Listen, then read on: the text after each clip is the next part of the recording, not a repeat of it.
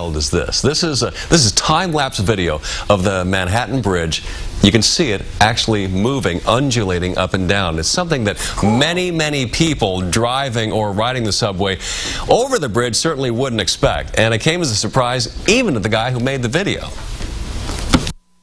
Kevin Vertrees has had his studio in Dumbo, that's down under the Manhattan Bridge overpass, for 15 years. You would think he'd seen everything there was to see of the structure linking Brooklyn and Manhattan just up from the Brooklyn Bridge. But even he was surprised when a time-lapse video he took from this window at the corner of his studio showed this.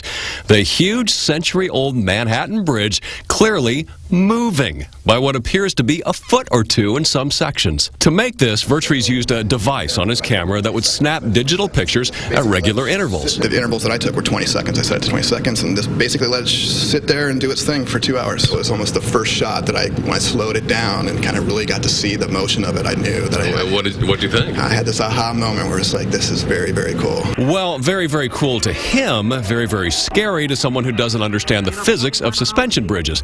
We've all seen this 1940 film of the Tacoma Narrows Bridge in Washington State. Too much flexibility destroyed it.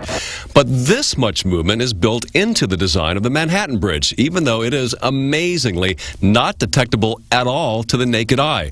We conveniently bumped into this civil engineer who explained why it moves. You have different loads at different places at different times, all and balances out. But it also unbalances your assumptions that something so big, something we're so dependent on, will always remain completely still. And I think that's one of the values of the art, itself, is that it shows you a different perspective on what you would normally assume is your day-to-day reality. And there's lots of energy and kind of movement within the city itself, and I think I just happened to capture that in a unique way. It's very interesting. I went and stared at that son of a gun for 3-4 minutes straight, unblinkingly. That's a long time. And you cannot see it move. The time lapse, you can definitely see it move. Standing and watching it, you simply can't. It looks perfectly still. I'd like to look at that again. That was very cool. Well, you should go to my website.